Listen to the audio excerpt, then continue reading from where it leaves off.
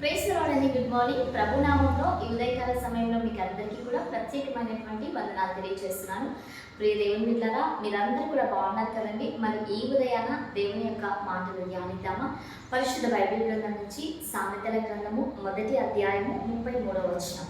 నా ఉపదేశమును అంగీకరించువాడు సురక్షితంగా నివసించును, వాడు కీడు వచ్చునన్న భయము లేక నెమ్మదిగా నుండును. ఆమె దేవుని నామానికి మహిమ కలుగునుగాక. ప్రియ దేవుని బిడ్డలారా, ఉదయకాల సమయంలో పరిశుద్ధ ఆత్మదేవుడు మనందరితో కూడా మాట్లాడుతూ ఉంటున్నాడు.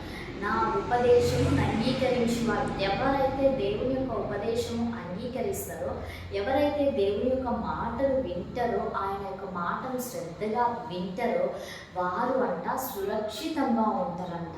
ఆమె కీడు వస్తుంది అన్నటువంటి భయం లేకుండా నెమ్మదిగా పడుకుంటారు. ఎందుకు అని అంటే దేవుని యొక్క మాటలు, దేవుని యొక్క మాట ఉపదేశం మనం వినినప్పుడు మనలో దేవుడే ధైర్యంను పుట్టిస్తాడు. దేవుడే కంచె వేసి ప్రాకారంలో మన ఎదుట నిత్యము ఆయన ఉంచేటువంటి దేవుడుగా ఉంటున్నాడు. ప్రియ దేవుని బిడ్డలారా, ఈ రోజున దేవుని యొక్క వాక్యము అనేకమైనటువంటి రీతిలో నీతో మాట్లాడుతూ ఉంటుంది. అనేక సందర్భాల్లో దేవుని యొక్క మాటలు వినిపించబడతా ఉంటాయి. అయితే దేవుని యొక్క మాటలు వినిపించబడతా ఉంటున్నప్పుడు నీవు పెడచెవిన కాకుండా ఆ యొక్క మాటలను నీ హృదయంలోనికి తీసుకున్నప్పుడు, ఆ యొక్క మాటల ప్రకారం నువ్వు అనుసరించి నడుచుకున్నప్పుడు కీడు వస్తుంది అన్నటువంటి భయం లేకుండా ప్రశాంతంగా నువ్వు నిద్రపోతావు.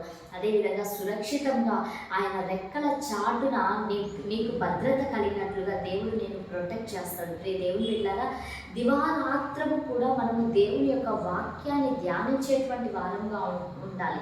దివారాత్రము దేవుని యొక్క వాక్యాన్ని ఎవరైతే ధ్యానిస్తారో వారు ధన్యుడు అని దేవుని యొక్క వాక్యం సెలవిస్తూ ఉంది. ప్రియ దేవుని బిడ్డలారా, మరి దేవుని యొక్క మాటలు నీకు వినిపించబడతా ఉంటున్నప్పుడు ఆ మాటలు నీ హృదయంలోకి తీసుకుంటున్నావా, లేకపోతే దేవుని యొక్క మాటలను పెడచెవున పెట్టేస్తున్నావా? ఏముందిలే అన్నటువంటి రీతిలో నెగ్గట్టుగా దేవుని యొక్క మాటలు నువ్వు తీసుకుంటున్నావు. ఏ కోవలో నువ్వు ఉంటున్నావో ఒక్కసారి మనల్ని మనం పరిశీలన చేస్తున్నాం. మనం సురక్షితంగా ఉండాలి అంటే, నెమ్మదిగా నిద్రపోవాలి అంటే దేవుని యొక్క వాక్యాన్ని మనము, ఆ ఉపదేశాన్ని మనం అంగీకరించేటువంటి వారంగా ఈ యొక్క ఉదయకాల సమయంలో మనం అందరం కూడా నడిపించబడుకున్నాక.